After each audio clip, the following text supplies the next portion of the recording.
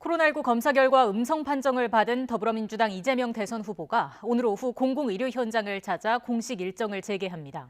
한국노총을 방문해 노동계 현안 청취에 나선 국민의힘 윤석열 후보는 이재명 후보가 자주 말을 바꿔 국민 신뢰를 잃고 있다고 날을 세웠습니다. 취재기자 연결하겠습니다. 권민석 기자. 네, 국회입니다. 네, 지난 11일 대구 경북 민생탐방에서 확진자와 마주쳤던 이재명 후보. 코로나19 검사에서 음성 판정을 받아서 일정을 재개한다고요.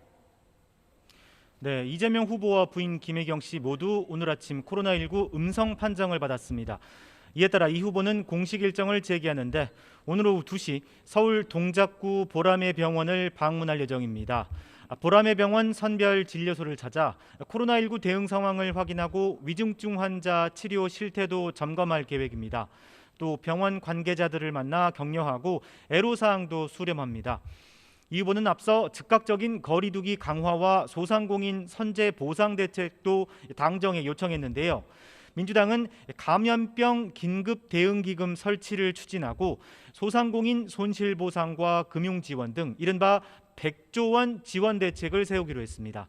또 오늘 오후 국회에서 코로나19 긴급 당정 협의를 열어 이 후보 요구에 대응할 계획입니다.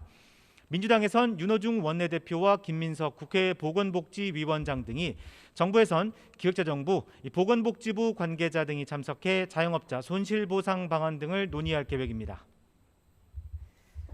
자, 이런 가운데 윤석열 후보가 이재명 후보를 향해서 공세 수위를 높였다고요. 네, 국민의힘 윤석열 후보는 SNS 메시지를 통해 이재명 후보의 신뢰성을 문제 삼고 나섰습니다.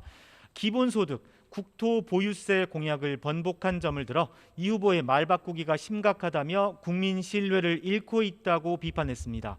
그러면서 하도 말을 자주 바꿔서 국민은 이 후보가 콩으로 매주를 쓴다고 해도 안 믿을 거라고 깎아내렸습니다. 이와 별도로 윤 후보는 오늘 오전 한국노총을 방문해 노동계의 목소리를 직접 들었습니다. 이 자리에서 산업 기반이 변하더라도 사람의 노동 가치가 제대로 인정받을 수 있어야 한다고 강조했습니다. 어제 관훈 토론회에서 최저임금제, 주 52시간제는 후퇴할 수 없다고 한 데 이어 자신을 향한 반노동 정서를 불식하려는 행보입니다.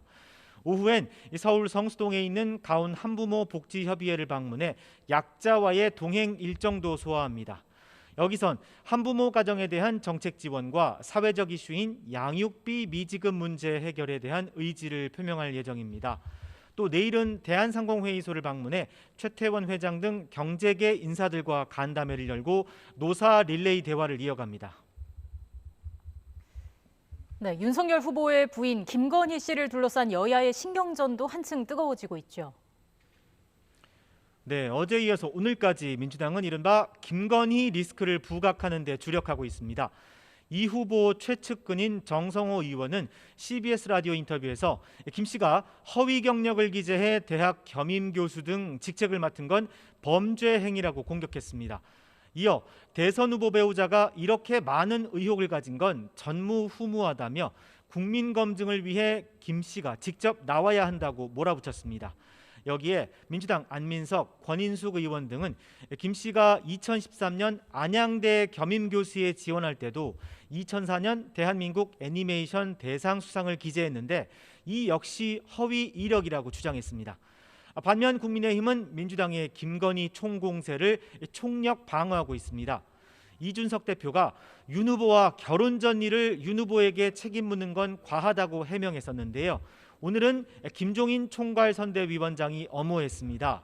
김 위원장은 취재진과 만난 자리에서 김 씨의 허위 경력 의혹을 정확히 알지 못해 자세히 말하진 못하지만 우리가 대통령을 뽑는 거지 대통령 부인을 뽑는 건 아니지 않냐며 논란 차단에 주력했습니다. 또 선대위 차원에서 김 씨 관련 의혹을 조속히 검토해 밝히겠다면서 당 차원의 대책 마련도 시사했습니다. 지금까지 국회에서 YTN 권민석입니다.